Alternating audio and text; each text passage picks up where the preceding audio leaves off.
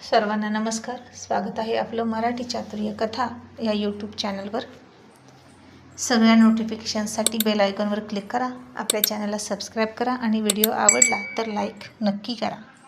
चला तर सुरुवात करूया आपल्या आजच्या स्टोरीला. ऑफिसवाला लव एपिसोड 161. स्वीटीला पावसात भिजायची खूप इच्छा झाली होती आणि तन्वी तिला पावसात जाऊ देत नव्हती.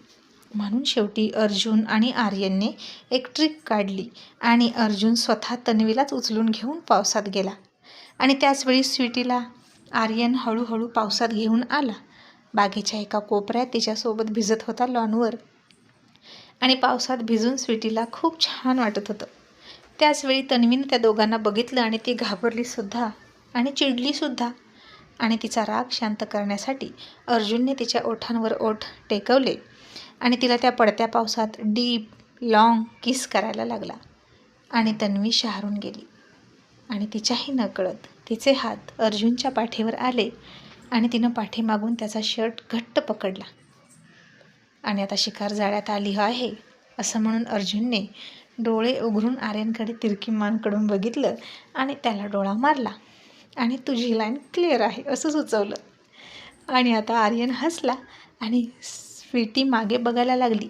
इतक्यात तिला म्हणाला, तिकडे बघू नको बेबी, तिकडून ना बिनशेपटाची वागे नाही, चल तिकडे चल. असं म्हणून तन्वी अर्जुनला सोडलं एकांतात आणि ते बागेच्या दुसऱ्या कोपऱ्यात घराच्या पाठीमागं गेले.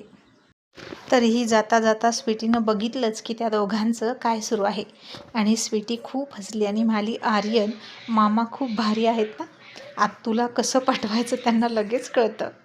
आणि आर्यन कॉलर टाईट करत म्हणाला, मग डॅड कोणाचे आहेत? आणि बेगम साहेबा, आता मी तुमची विश पूर्ण केली, मग या बंद्याला काय मिळेल? आणि स्वीटी तो पडता पाऊस चेहऱ्यावर घेत मान हलवत म्हणाली, काय पाहिजे तुला?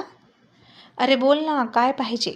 असं तिनं 2-3 वेळा विचारलं आणि हा बोलत का नाही म्हणून तिने समोर त्याच्याकडं बघितलं तर आता आर्यनची नजर बगावत करायला लागली होती आणि तो तिच्याकडे रोखून बघत होता आणि त्याच्या नजरेनंच तिच्या काळजामध्ये धस्स झालं आणि आर्यन एक स्टेप हळूहळू तिच्याकडे यायला लागला आणि फार फार सेडिक्टिव्ह नजरेनं तिच्याकडे बघत होता. आणि आता त्याच्या नजरेनंच घायाळ होऊन स्वीटीसुद्धा त्याच्याकडे लाजून बघायला लागली. फार दिवसातून आता ते दोघे या मूडमध्ये आले होते आणि आर्यनने तिच्या हाताला पकडलं आणि तिच्या बोटापासून त्याची 2 बोटं चालत चालत तिच्या खांद्याकडे निघाली. तसतशी तिच्या शरीरात आग लागायला सुरुवात झाली आणि स्वीटी खूप शहारून गेली आणि मग तिनं तिची मान वळवली आणि आर्यनने तिच्या मानेवर सुद्धा त्याची बोटं चालवली आणि तिनं घट्ट डोळे झाकून घेतले आणि गालात गोड हसली. आता इकडे तन्वी अर्जुनचा किसिंग सीन सुरू होता आणि इकडे आर्यनसुद्धा रोमॅन्टिक झाला होता. आता बाप रोमॅन्टिक झाला म्हटल्यावर मुलगा तरी मागे राहील का? आणि त्यानं पटकन तिच्या जवळ येऊन तिच्या तोंडामध्ये तोंड घालून किस करायला सुरुवात केली आणि पावसातही दोघेही बापलेक त्या वातावरणाला आग लावत होते. आणि इकडे आता तन्वीनं त्याला दूर ढकललं आणि म्हणाली, अर्जुन काय हे, तुला लाज वाटते का रे? समोर स्वीटी आर्यन आहेत ना? आणि अर्जुन म्हणाला, कुठे आहेत? मग तिनं मागे बघितलं तर ते दोघे गायब होते आणि म्हणाली, कशाला बाहेर यायचं स्वीटीनं? आता आर्यनचा चांगला कान पिळते, अरे तिची अवस्था तरी बघायची. आणि अर्जुन म्हणाला, बेबी काय झालं? अगं तिची इच्छा होती भिजायची म्हणून आली आणि ती तिच्या नवऱ्याकडेच हट्ट करणार, दुसऱ्या कुणाकडे करेल सांग बरं? तरीही ती म्हणाली, त्यांना माझ्याशी बोलायला हवं होतं, मी विचारलं. अर्जुन म्हणाला, तुला विचारून तू काय करणार होतीस? त्याच्या बेडरूममध्येच पाऊस पडण्याची सोय करणार होती का? आणि त्यानं मला विचारले आणि हे बघतो आता लहान नाही, त्याचा डिसिजन घेऊ शकतो आणि त्याचा जर तू कान पिळला ना तर, असं म्हणून अर्जुन गप्प बसला. तन्वी चिडून म्हणाली, नाही तर मी त्याला ओरडले तर तू काय करशील?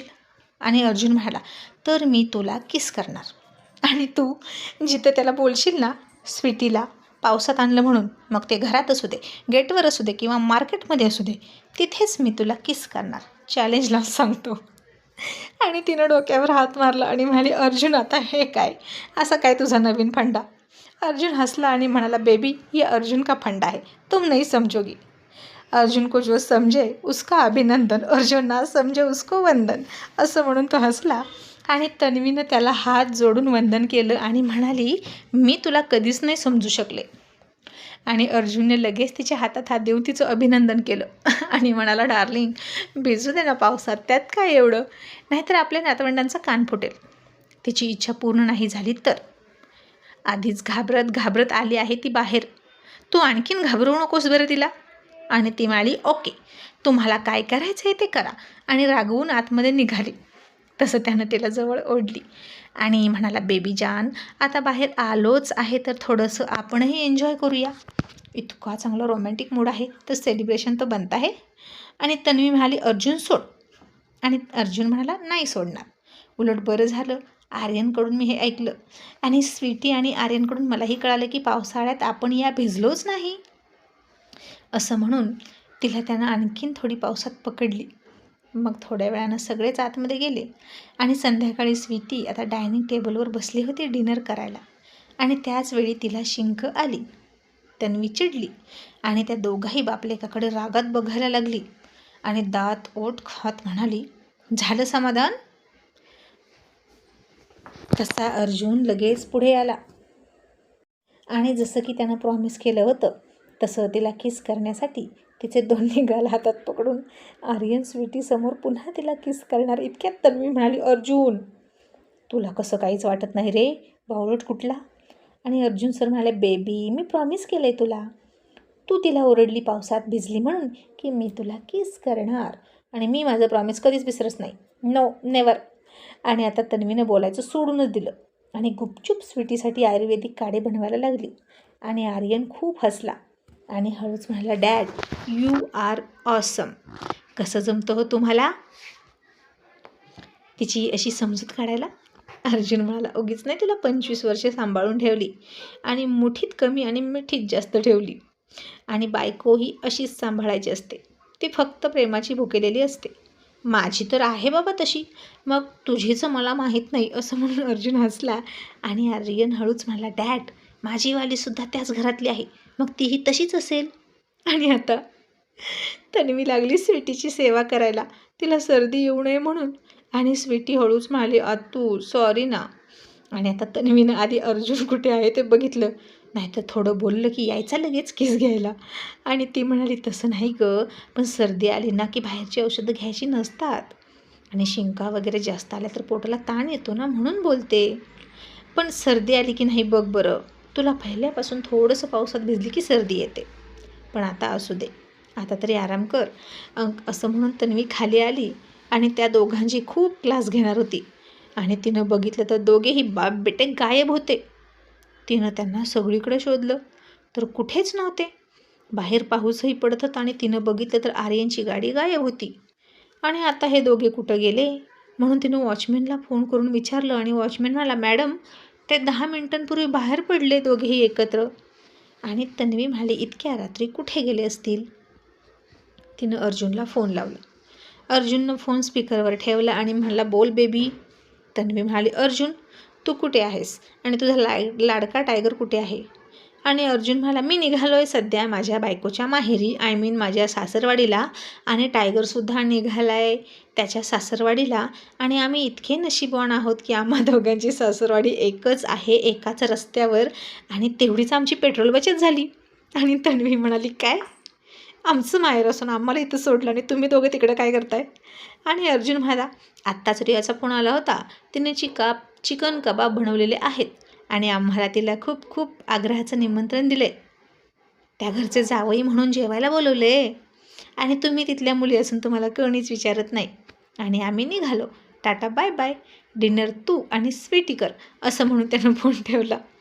आणि तन्वी हसायला लागली आणि म्हणाली, फिरा फिरा, स्वीटी प्रेग्नेंट नसती तर मीही आले असते तुमच्या पाठीमागे तुम्हाला गाठायला, पण आता ती जबाबदारी तर माझी आहे, तिची काळजी घेणं.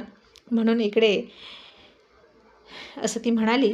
आणि आता इकडे अर्जुन, आर्यन आणि कुणाल छान गप्पा मारत पेक भरत होते, चिकन कबाब खात होते, दारू पोटात ढकलत होते, आणि तिघांची मस्त मैफिल जमली होती.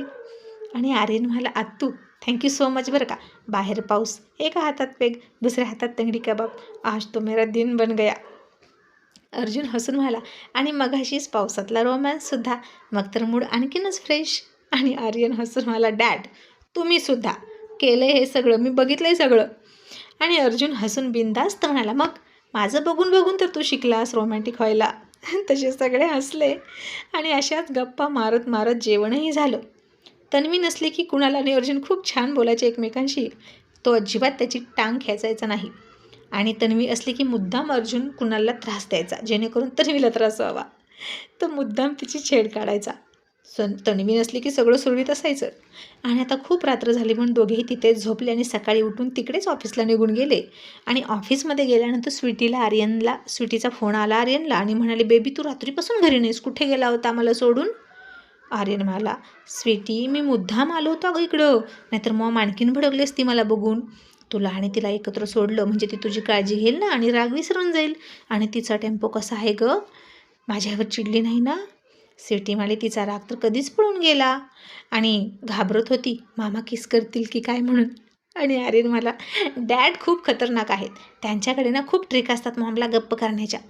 आणि त्यानं हसून फोन ठेवला आणि अतुलने ते ऐकलं आणि म्हणाला, आता काय ट्रिक वापरली तुझ्या डॅडने?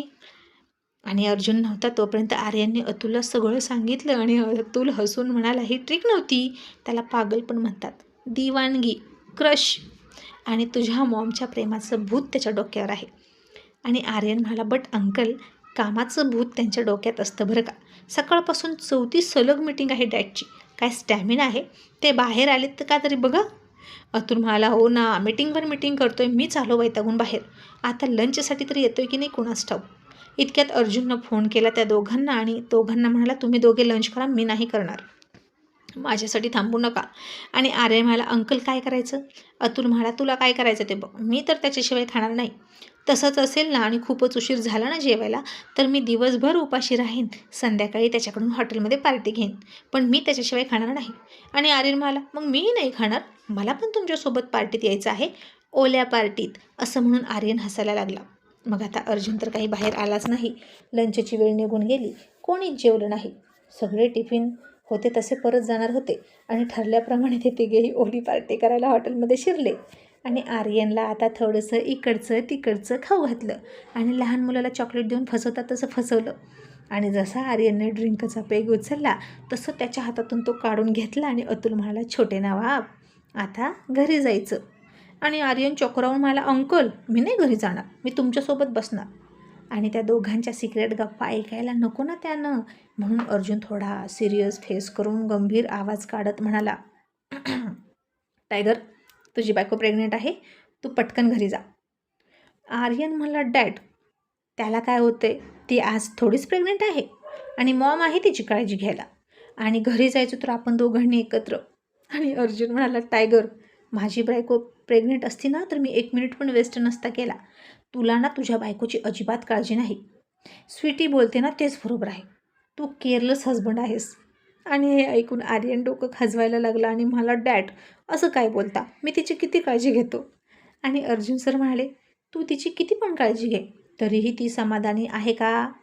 आणि अतुल म्हणाला, बायको या प्राण्याची किती पण काळजी घ्या, ती कधीच समाधानी नसते टायगर, म्हणून म्हणतो की तू घरी जा, नाहीतर ती चिडेल आणि चिडता चिडता ती चुडेल होईल आणि मानकुटीवर बसेल. आणि अर्जुन म्हणाला, आधीच रात्रीसुद्धा तू तिच्यासोबत नव्हता, तू तिला मिस करत असणार, ती तुला, आता जा बरं. असं म्हणून तिथलाच एक खारा काजू त्याच्या तोंडात घातला आणि त्याला बाहेरचा रस्ता दाखवला. आणि लहानपणी अर्जुन अतुल असेच बसायचे पेग मारायला अर्जुनच्या घरी किंवा अतुलच्या घरी किंवा कुठेही हॉटेलमध्ये. तेव्हा छोटा आर्यन असाच लुडबुड करत जायचा आणि डॅड अंकल मला पण पाहिजे असं म्हणायचा. आता त्याला काय कळते त्या पेगमध्ये काय असायचं, पण म्हणायचा मला पाहिजे. तेव्हा त्याला असंच खारा काजू तोंडात घालून कटवायचे. आणि आताही तसंच कटवला आणि सरळ सरळ घरी हाकलून दिला. त्यांच्यासोबत प्यायला अजिबात घेतला नाही आणि आर्यन दोघांनाही खडूस म्हणून निघून गेला.